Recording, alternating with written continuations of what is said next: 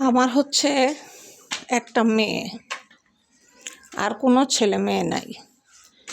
তবে মূল ভিডিওতে যাওয়ার আগে অবশ্যই মুন্নি চ্যানেলকে লাইক সাবস্ক্রাইব করে মুন্নি চ্যানেলের সাথে থাকবেন। একটা মেয়ে বিয়ে দেওয়ার সময় মেয়ের জামাই তার বাবা মা অনেক যৌতুক চায়, গাড়ি চায়, বাড়ি করে দিতে হবে, তারপরে আপনার প্রাইভেট কার গাড়ি কিনে দিতে হবে, ছেলেকে মোটর সাইকেল দিতে হবে, দামি আপনার ঘড়ি দিতে হবে, তারপরে হচ্ছে দামি মোবাইল কিনে দিতে হবে। আর এই যে বাড়িটা দেখতেছেন, এই বাড়িটা আমি মাত্র করতেছি, মানে আমার স্বামী করতেছিল, এমন সময় আমার স্বামী মারা যায়। এই বাড়িটা করতে সময় আমার স্বামী মারা যায়। মারা যাওয়ার পর তা আমি এই পর্যন্তই অফ রাখছি, আর কাজটার সামনে আগাই নাই। না আগানোতে আমি 3টা ফ্লোর করছি। এই যে এখানে 2 রুমের ফ্লোর, বাথরুম ওই যে মাঝখানে, আর হচ্ছে ওই যে ড্রয়িং রুম, আর 2টা রুম আমি এখনও করতে পারি নাই, কারণ আমার স্বামী মারা যাওয়ার কারণে আমি সামনে আর আগাইতে পারি নাই। এই যে হচ্ছে আমার বাথরুম, টয়লেট। তো এই হচ্ছে একটা বাড়ি। আর একটা বাড়ি আছে আমার স্বামী, সেটা ভাড়া দেওয়ার জন্যই করতে চাচ্ছিল। সেটা হচ্ছে ওই যে পাশে, ওটা সিঁড়ি কমপ্লিট, ছাদ দেওয়া কমপ্লিট, জাস্ট রুম করার ইচ্ছাটা ছিল আমার স্বামী। এই যে এই বাড়িটা, এটা হচ্ছে আমার পাশের বিল্ডিংটাই, এটা আমি ভাড়া দেওয়ার জন্যই করছি। আর এখন যেটা, এটা হচ্ছে ভাড়া দেওয়ার জন্যই এই বাড়িটা আমি তৈরি করতেছিলাম। তো ছাদের কাজ সব শেষ, শুধু ইটের গাঁথনি দেবো এখন নিচে। আর হচ্ছে এটা হচ্ছে আমরা থাকার জন্য করতে চাচ্ছিলাম, ডুপ্লেক্স বাড়ি, এটা আমার থাকার জন্য করতে চাইছিলাম। তো মেয়েকে বিয়ে দিচ্ছে অনেক ধুমধাম করে, প্রায় 8-10 লাখ টাকা খরচ করে, 10 লক্ষ টাকার মতো শুধু গয়নাই দিছি। খাবার খাওয়াইছি প্রায় আপনার 3-4 লাখ টাকা খাবারে চলে গেছে, প্রায় 20 লাখ টাকার মতো গেছে মেয়ের বিয়ের সময়। এই কারণে এই বাড়িগুলো এইভাবে পড়ে রয়েছে, বাড়িগুলো আর করতে পারি নাই, সামনে আগাইতে পারি নাই। এখন মেয়ের স্বামীর মন্তব্য হচ্ছে, আপনি বিয়ের সময় বলছেন আপনার একমাত্র মেয়ে, আপনার যা সবই আপনার মেয়ের, তাহলে এখন এগুলো যা কিছু আছে সব আপনার মেয়ের নামে লিখে দেন। মেয়ের নামে না, সরি ভুল বলছি, আপনি আমার নামে লিখে দেন। মেয়েকে দেওয়া আমাকে দেওয়া কথা তো একটাই। এটা হচ্ছে আমার মেয়ের জামাই বলতেছে, মেয়েকে দেওয়া আর আমাকে দেওয়া কথা তো একটাই, আপনি আমার নামে লিখে দেন। যখন এই কথা বলছে, আমি তো পায়ের থেকে জমিন সরে গেছে। ও মা, মেয়ের জামাই এটা কী বলে?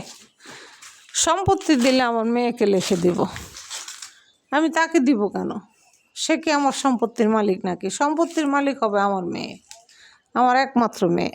আমি যদি মরে যাই ভবিষ্যতে, আমার মেয়ে জায়গা জমিন যা আছে এগুলো সে কমপ্লিট করতে পারুক, আর যাই পারুক, আমার মেয়েকে যেহেতু আমি ডাক্তারি পড়াইছি, আমার মেয়ে শিক্ষিত, তা আমার মেয়ের ইনকামের টাকা দিয়ে ইনশাল্লাহ সে করতে পারবে।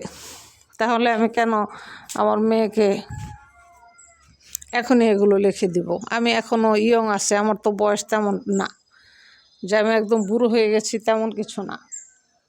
আমার বয়স চলে মাত্র 60 বছর। তাহলে এই 60 বছর বয়স এমন আছে, আমি 100 বছরও বেঁচে যেতে পারি। ওই যে সামনের ফ্লোরটা, এই ফ্লোরটাই আর কি আমি করে ভাড়া দিতে চাইছিলাম। এই যে সামনের ফ্লোর, ছাদ দেওয়া দেখছেন, এটাই করে ভাড়া দিতে চাইছে। এখন জামাইয়ের কথা হয়েছে এই ফ্লোর আর হচ্ছে ওই সামনের ফ্লোর, এই 2 ফ্লোর জামাইয়ের নামে লিখে দিতে হবে, যা জমিন সহ। আমি যদি লিখে না দেই, সে আমার মেয়েকে ছেড়ে দিবে, তালাক দিয়ে দিবে। আমি তো ভয় পেয়ে গেছি এক পর্যায়ে। বিষয়টা নিয়ে আমার বান্ধবীর সাথে আলোচনা করি, আসলে কি করা যায়, মেয়ের জামাইতে এই ধরনের হুমকি দিতেছে, কি করি বলো? তখন আমার বান্ধবী আমাকে একটা সাজেশন দিল, বলল যে তুমি কিছুই তোমার মেয়ের জামাই নামে লিখে দিবা না, মেয়ের নামেও লিখে দিবা না। মেয়েকে ডাক্তারি পড়াইছ না? আমি কই হ্যাঁ। তাইলে মেয়েটা করে খেতে পারবে, মেয়েকে নিয়ে টেনশন করার কিছু নাই। তোমার মেয়ের জামাই লুবি। আসলে মূলত মেয়ের শ্বশুর শাশুড়ি এই চাপগুলো দিতেছে এই সম্পত্তি নেওয়ার জন্য, কারণ তারা তো আসলে মূলত তেমন একটা জায়গা জমি নাই, খালি ছেলেরই শিক্ষিত করাইছে আর কি, সব কিছু পুঁজি টুঞ্জি নিয়ে, ওইরকম তাদের কিছু নাই। এখন আমার এগুলো দেখে তারা মানে হুমড়ি খাইয়ে পড়ছে, যে কোনো উপায়ে তারা এগুলো নিবে। এখন তার ছেলে, 4 জন ছেলে বাড়িতে নিয়ে আসছে গুন্ডা ভাড়া কইরা। আয়না একজন, আমার মেয়ে ডাক্তার, মেয়ে আবার আমার কাছেই থাকতো বেশিরভাগই, মেয়ে শ্বশুরবাড়ি থাকতো না, কারণ শ্বশুর আর শাশুড়ি তাকে তেমন একটা ভালো চোখে দেখতো না, এই জন্য মেয়ে আমার কাছেই থাকতো। তো মেয়ের আবার বাচ্চা কাচ্চা হয় না, আল্লাহ দেয় না, এই জন্য হয় না। তো একা একা মেয়ে কী করবে, আমিও একা, আমার স্বামী নাই, তো মেয়ে আমার কাছেই থাকে। তো মেয়ে গেছে চেম্বারে, আমি বাসায় একা। আমার মেয়ের জামাই 4 জন ডাকাত নিয়ে আসছে গুন্ডা। আইনে একজন গলায় ধরছে আমার ছুরি, একজন মাথায় ধরছে পিস্তল, একজনে বুকে ধরছে আপনার পিস্তল। ধরার পর আর জামাই 2 হাত আমার পিছন থেকে টান দিয়ে ধরছে। আজকে যদি সয় সম্পত্তি এগুলা লেখা না দেন তাহলে আপনার জীবন শেষ। মানুষে মনে করবো আপনি স্ট্রোক করে মারা গেছেন। আপনাকে এমনভাবেই মারমো, মানুষ মনে করবো আপনাকে স্ট্রোক করে মারা গেছেন, মানে আপনাকে বালিশ চাপা দিয়ে তারপরে মারবো। মানুষ মনে করবে আপনি স্ট্রোক করে মারা গেছেন। এখন আপনি ডিসিশন নেন, 2 বাড়ি লিখে দিবেন না নিজের জীবন বাঁচাইবেন। এগুলো আমি যখনই দেখছি তারা আমার বাসায় আর ঢুকতেছে, আমি দরজার ফুটা দিয়ে যখনই দেখছি তখন আমার মোবাইলকে চালু করে দিছি। আমার মেয়ের কাছে ফোন দিছি, দেওয়ার পর মোবাইল চালু করে দিছে, আমার মেয়ে ফোন রিসিভ করছে। করার পর এগুলো সব কথা আবার মেয়ে শোনে। তো তারা আমাকে বালিশ চাপা দিয়ে মেরে আমাকে রেখে চলে যায়। তো আমি যে খুব হাউমাউ, খুব চেঁচামেচি করছি, এরকম করছি, খুব শব্দ করছি। মেয়ে আমার আয়সা দেখে মরা লাশ আমার মা। এখন আমার মেয়ের জামাই এমন অভিনয় করতেছে, মনে হয় যে আমার মেয়ের জামাই ভাজা মাছ উল্টাইয়া খাইতে জানে না, এমন অভিনয় শুরু করছে। খুব কাঁদতাছে অজোরে। তা আমার মেয়ে মনে মনে ঠিক করছে, আমার মারে মার সম্পত্তির লোভে তোরে আমি ছাড়বো না কোশ্চিন কালো। আমার মা, জন্মদানিতে মা আমার, আমি কোশ্চিন কালো আমার মার এই বিচার না কইরা আমি ছাড়বো না তোরে। তুই আর তোর বাপ মায়ের লোভের কারণে আমার মারে মারছস, তোর জিন্দিগির সুখ আমি কাইরে নিম। এই ভিডিও আর আমি যা কথাবার্তা বলছি সব মোবাইলে উঠে গেছে। এই ক্যাসেট নিয়ে পুলিশের কাছে দিচ্ছে আমার মেয়ে, মোবাইলের রেকর্ড। পুলিশ এসে জামাইকে ধরে নিয়ে গেছে। সে তো কোনো অবস্থায় বিশ্বাস করে না, আমার বউ মিথ্যা কথা বলে। পরে বয়স, যখন তার বয়স শুনছে, বয়স শোনার পর পুলিশ টার্গেট করছে, এটা তো তোমার আওয়াজ তাই না? কয় হ্যাঁ, আওয়াজটা আমারই। কয় তাহলে তোমার আওয়াজ, তাহলে তুমি মিথ্যা কথা বলতেছো কেন? তোমার আওয়াজ এটা, তুমি মিথ্যা কথা বলতেছো কেন? তখন বলতেছে স্যার আমার ভুল হয়ে গেছে।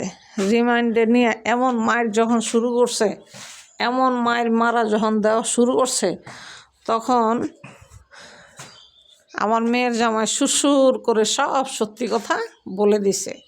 আমার শাশুড়িকে অর্থের লোভেই আমি মারছি, কারণ আমার শাশুড়ি বিয়ের সময় বলছে সব কিছু তার মেয়ের নামে লিখে দিবে।